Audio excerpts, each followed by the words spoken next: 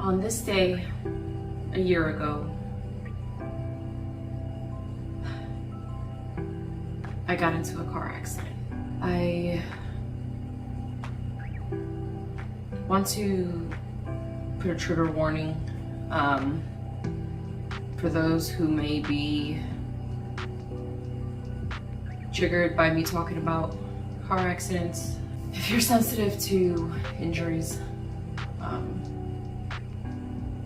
severe injuries, I would advise that you don't watch this video.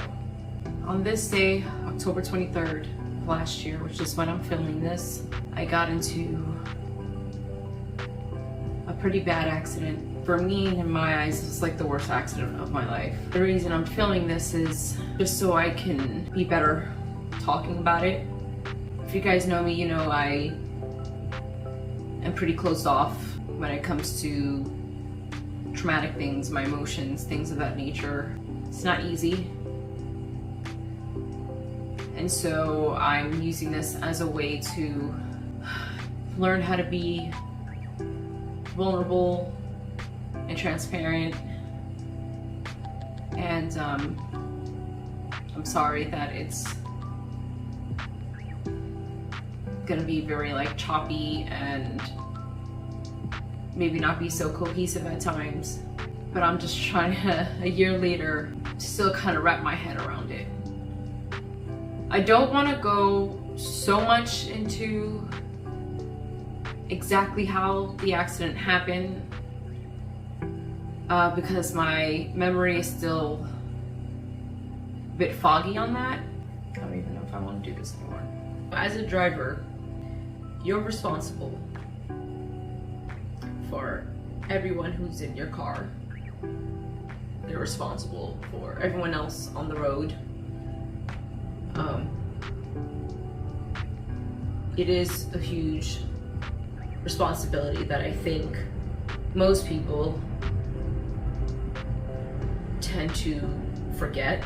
And I was always aware of that fact. So I always drove very cautiously. I always joke around and say I'm a grandma driver because really I don't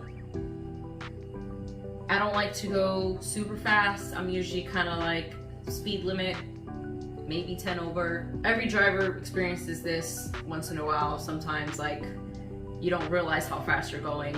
It's happened to me before and I'm like, oh shoot, I need to slow it down a little bit. Can't park for shit though. I can't do. Can't park at all. No matter what kind of parking it is, I'm terrible at it. Everyone knows this. Sorry, when it comes to like serious things, I tend to try to make things lighthearted and joke around. It's a coping mechanism. The reason I'm doing this is because I have been dreading this day to come. I was trying my best to distract myself and not think about it so much that, you know, the year was coming up since that happened. And it has affected me a lot. Not so much physically, it's more mentally. It has left a scar. On October 23rd.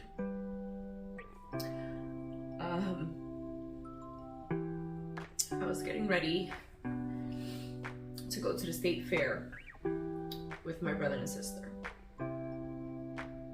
You know, got myself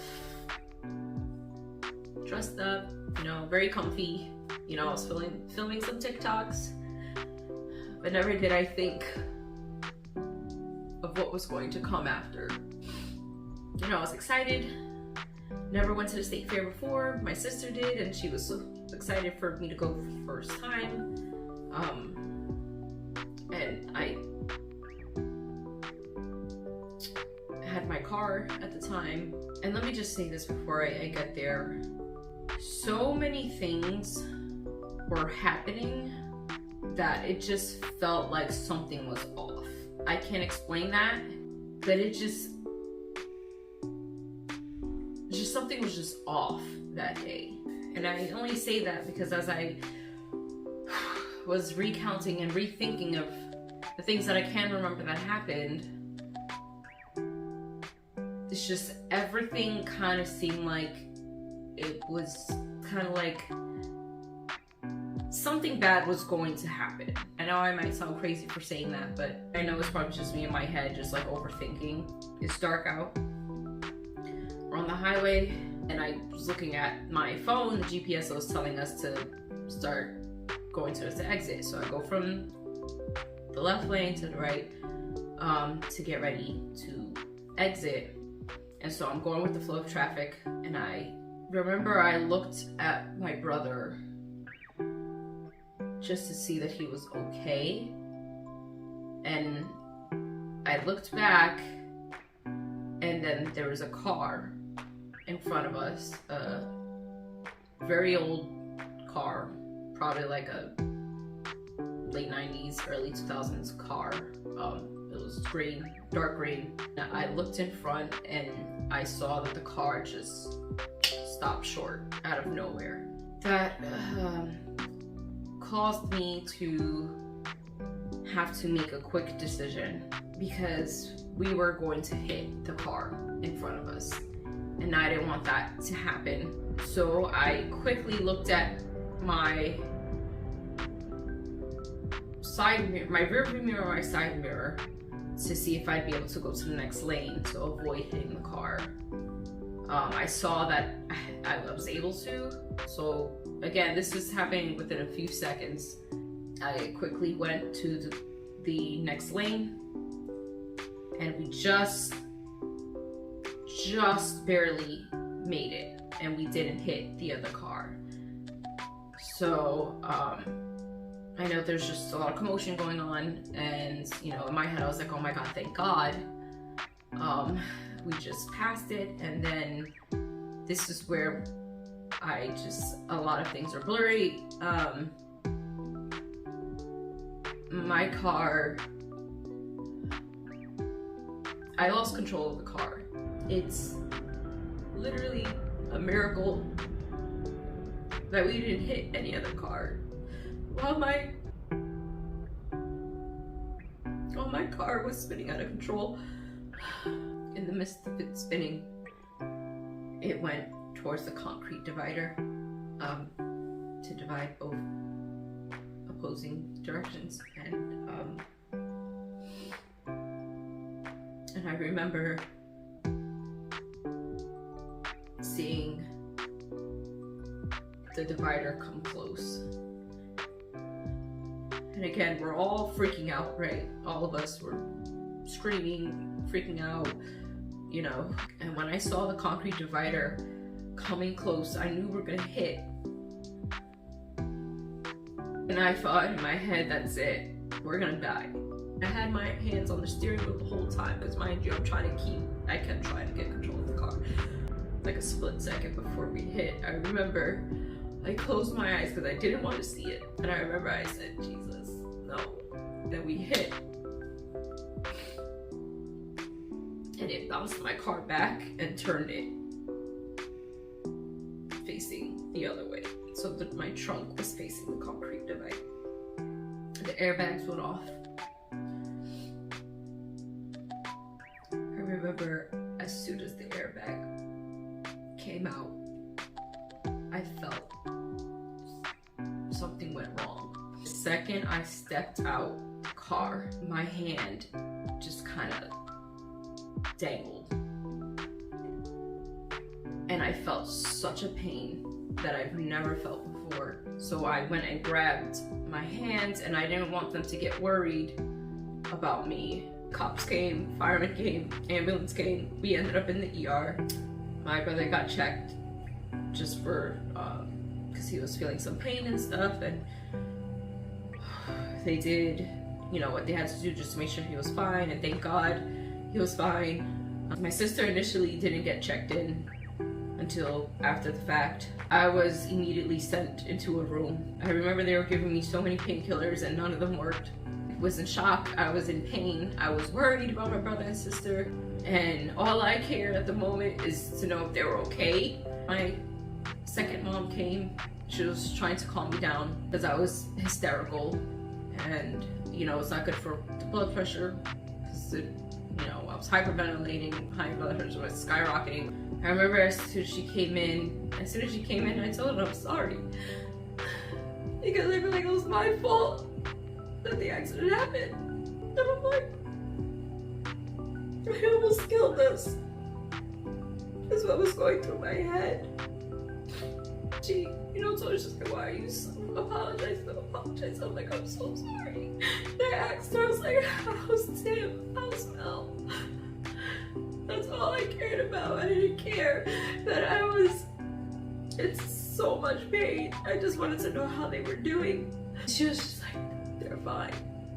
They're fine. Like, my dad showed up. I was debating the whole time whether or not I wanted to look at my wrist because I knew it was messed up.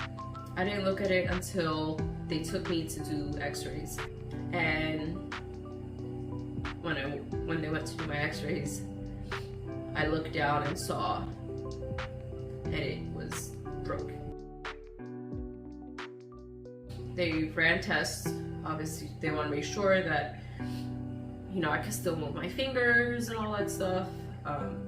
As hard as it was, I was able to. And they immediately said, we're gonna have to put it back in place. And basically put me in a split cast kind of a thing. Told me that my arm was that I broke it. I broke my arm. They said that I had to wait, I think it was a week or like a few days or something. I had to see a specialist, and you know, they would determine at that point whether it's healing correctly, and if not, I would have to get surgery. I had to stop working. I had to move back in with my dad because I couldn't do anything for myself. And that was a lot because I value my independence more than anything. And so just for a prideful standpoint, that hurt. So I go see the specialist, they do another scan, and they see that it is not healing properly. So they said we have to do surgery. They did give me the option to not do it, but also warned me that if I didn't, because it won't heal properly, it's gonna cause me a lot of issues in the future. So November 2nd, I got my surgery done. Basically what they did is they made an incision here and they placed a titanium rod right on my bone. So you have like two bones. I broke the bigger one, if I remember correctly. So there's a titanium rod that they screwed into my bone. I still have the scar. I had to do physical therapy. So I had months of therapy. My siblings, in essence, were fine. It was hard for us in the beginning. It's a year later and I'm still not over it. I am in therapy. I've been in therapy trying to get past it, but it's hard and I can't. I am grateful that I got the worst of it, like the worst of the injury. You know, for months, I didn't want to drive. I didn't want to step in a car. Out of fear. My car was totaled. My first car. So since then, I have driven. Not often, because I still get anxiety. But I have. The one thing I don't do, and I refuse to do, is drive a highway. Especially at night. And I don't like having people in the car with me. You don't understand how it feels to have been the one driving. And it's so easy for people to say to just move on. Move past it, get over it. To this day, I still can't even hear sirens without freaking out. I have been taking steps to work towards moving forward. For those who know me and keep in contact with me, know if I've ever been not so tiff-like, that this is where it stems from. To anyone else who's ever been in an accident, no matter how minor or major it is, and if someone tries to tell you, oh, it's nothing, get over it, oh, I've been in something like that too, like, you're fine, that it's okay to not feel okay. It's okay if it takes you some time to get back out there, but do it with the intention that you plan on getting back out there at some point.